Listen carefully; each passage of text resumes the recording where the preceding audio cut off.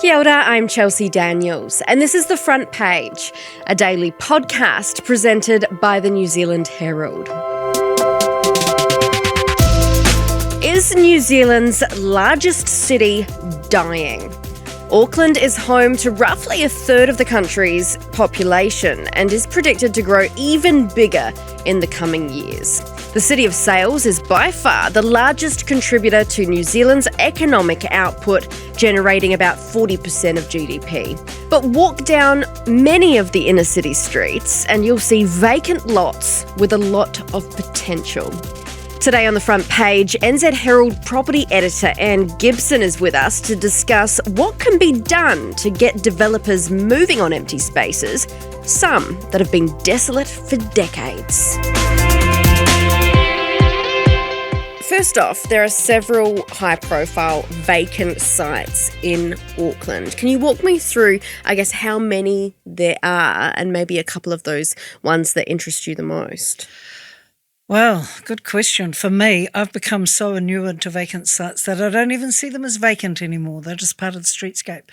But I think the one that is most concerning is nearly a half hectare, and it's the old Food Alley and Yates site. So this is in between Albert Street, Wolf Street, and kind of the start of Fanshawe Street. And it's right opposite the billion-dollar Commercial Bay. Can you believe? A prime real estate, you would have thought. It's owned by the Kum family of Singapore. Now, they got ward demolition in 2022 and 23 to knock down what they called the Pigeon Palace, which some people in Auckland would have called the Food Alley, the Yates building. Now, can you believe it's not even a car park? Right, so what is there? They've just got fences up, presumably. They've got fences up with barbed wire on top. And do they need to do anything with that site? Well, that's a block from the waterfront. The Kum family, who own the Hilton Hotel down on Princess Wharf, they don't feel any impetus to do anything there, although Peter Wall, who works with the Kums, talked about being optimistic about projects on that site to me last year, but he also talked about it as being a post-COVID challenge. Now, the second one that I think is well known is the old Auckland Star site in between Shortland Street and Fort Street. That has been vacant for, I think, 36 years. Wow.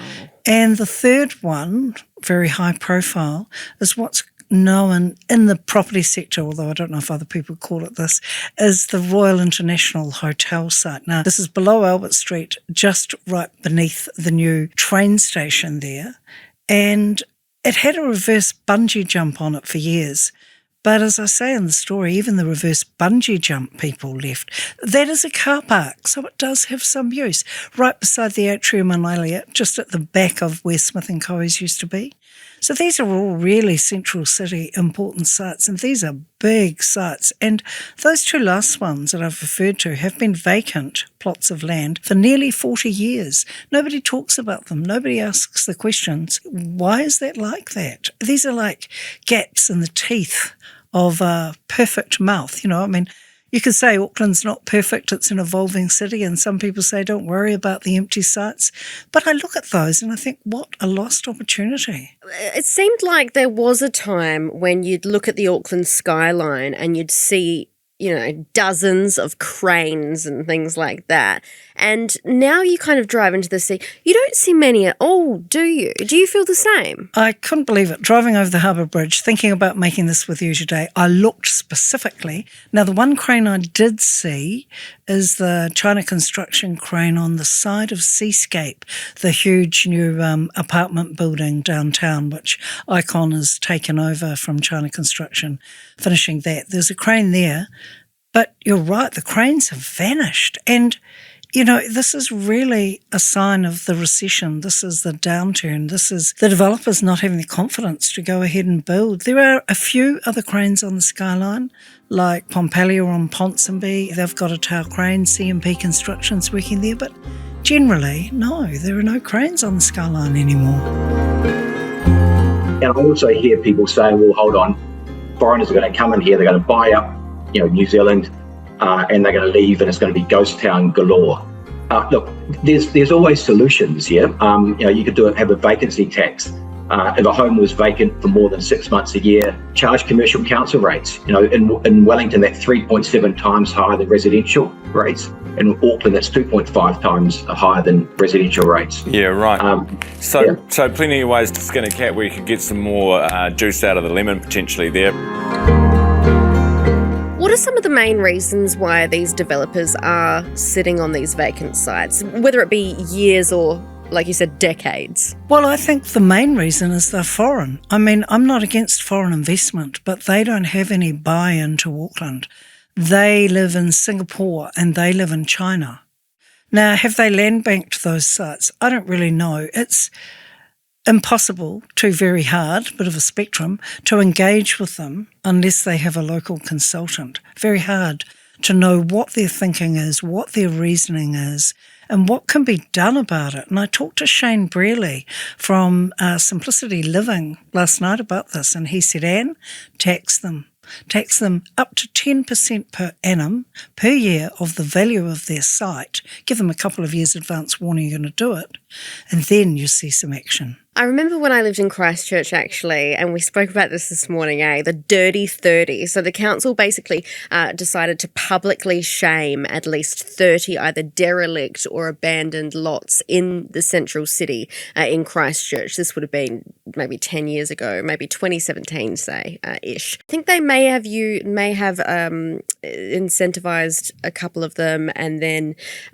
raised rates, or that they threatened to raise rates as well. But they did other things like helping developers navigate consent processes, for example, or offer those incentives, or even the public shame part of it got a couple of them moving. So there are different ways to try and get developers to actually do some work, hey? Well, that's a really good point. I've talked about a punishment, a deterrent for them leaving the sites vacant, but that's a good point you make about the encouragement, so the carrot rather than the stick. And what Shane Brearley also told me about last night is when he was working for a big Australian developer here and they were developing the Key West apartments on Albert Street, there were a two-pronged incentive attack, he told me, under the Mayor Les Mills. Now, what they got as developers was basically a rebate on rates, so rates were suspended for a period of time, plus development contributions were suspended. So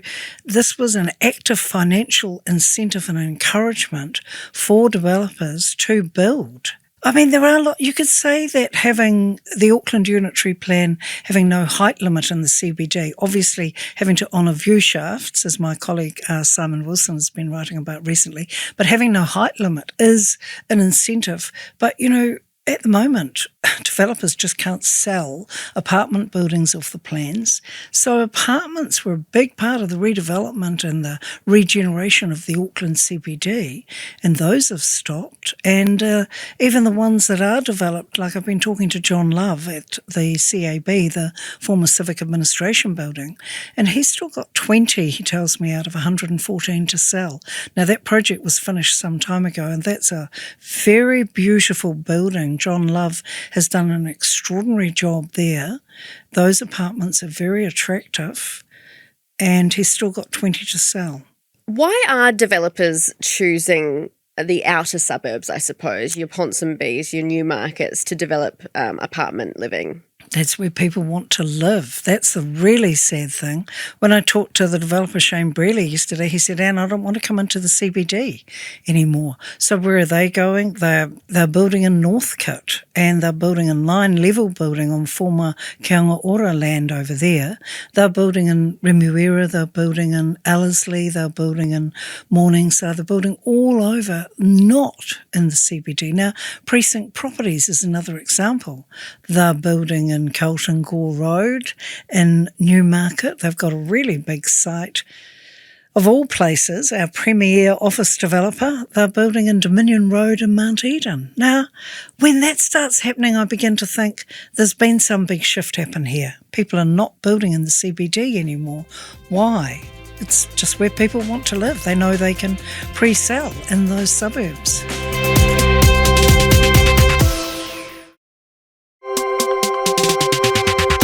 When you look at somewhere like Queen Street, right? And we've been speaking about revitalising Queen Street for some time, for years in fact. But in terms of businesses on Queen Street, businesses need people, but people don't go to Queen Street because there's no businesses. Well, there are some, but it has the vibrancy has been lost. I think that's fair to say, hey? Well, it's terrible to think of Smith & Co.'s shutting. I mean, that was such an anchor for the Midtown, a really large development site across the road on Queen Street, the St James Suites, where there was a $400 million apartment project planned. Chinese are now selling that site. Good luck to them. This is a really bad market to be quitting a site like that. And now that was to be right beside the St James Theatre. St James Theatre sitting there partly wrecked. Where's that going? You know, I mean, so many holes in our CBD, so many opportunities, but such a lack of movement. And to a large extent, it's really COVID and it's also the economic downturn at the moment. So things may change. And is it hard to get consents and funding for things, or is it just literally a vibe check? You're not going to apply for consent if you know you can't pre-sell them. So to get the funding, you need the pre-sales, to get the 10% deposits to go to the bank and say, give us the top up. And if the pre-sales are not there, which they're not, you know, this is just a sign of people are not selling their houses and moving to apartments. People are not buying apartments. People fear job losses. This is the economic downturn in grim reality. It's a really good point you've just made. Look at the skyline. Where did the cranes go? Where are they now? In storage yards, stacked up in little bits like Lego sets is the answer. That's where they went. That's a good visceral. It's sad. It's really sad. It's terrible because, I mean, well, so, you know, you say, well, do we need the city to be changing? There's a really good University of Auckland paper that I was looking at which sort of encouraged more acceptance of the dynamic or even non-dynamic shape of Auckland CBD. And it sort of said, look, it's always evolving, just accept it as it is. And I kind of like that more optimistic sort of to say it'll be fine, it'll work out fine in the end. It's just that we've gone from a period of an extraordinarily intense development. And a lot of developers too cite CRL for the clean out of Albert Street. But, you know, I have been down the Te Waihoro 2 station and I have to say it's very, very beautiful. So if there's going to be a revitalisation, maybe it's that big transport project and maybe it's the beautiful new train stations. You've got to go there to look at the art alone. After COVID, it kind of went a bit downhill in terms of the city centre and, the shops not being as busy.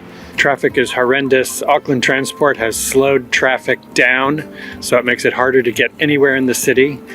Too many speed bumps. We need basically more events in the city and more reason to come into the city because, you know, parking's terrible, traffic's terrible.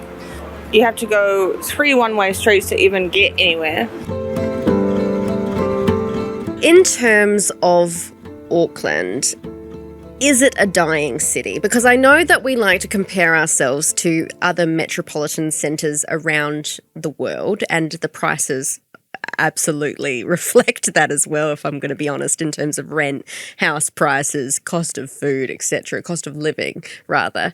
In terms of Auckland and it being the country's largest city, a third of us live in Auckland, and it contributes, about 40% GDP to the rest of the country. Does Auckland get the respect it deserves, do you think? Well, there was that Committee for Auckland report which came out just recently which talked about how far Auckland had fallen behind. And I found that really concerning. In terms of respect, you know, all the relatives in the mainland hate the Aucklanders, right? You know, they give me stick when I go down there. And it's like a badge of dishonour, isn't it? She's from Auckland. Really? Okay. But I think that is a big city sentiment that's reflected in every country, whether it be London or Paris or Berlin or Sydney. It's just the way it is, right? Well, I read in the Deloitte report, actually, they did a State of the City report for Auckland, which compares Auckland with other global cities around the world. And it's funny you bring up Paris, because Paris generates, this is a quote from the report, 31% of France's GDP and gets treated accordingly. Which I thought that stuck out to me, because do you think Auckland gets treated accordingly? Very interesting comparison. I remember Grant Robertson at one of the, I think it was the infrastructure or the Auckland project events, and he was saying how difficult it is when he was finance minister to live in a city that's being redeveloped. And we know that the mayor has the war on cones, so we know that development has its price and makes it very inconvenient for people. It's just that when development stops, you sort of sit there and look at it and think, right, what's going on? I'm sure that development will come back. Auckland is a huge generator of wealth. It has so many of the growing financial services and the other aspects to New Zealand's economy that are so important. Fonterra's headquarters is down on Fanshawe Street. I mean, what is it, an export-led recovery?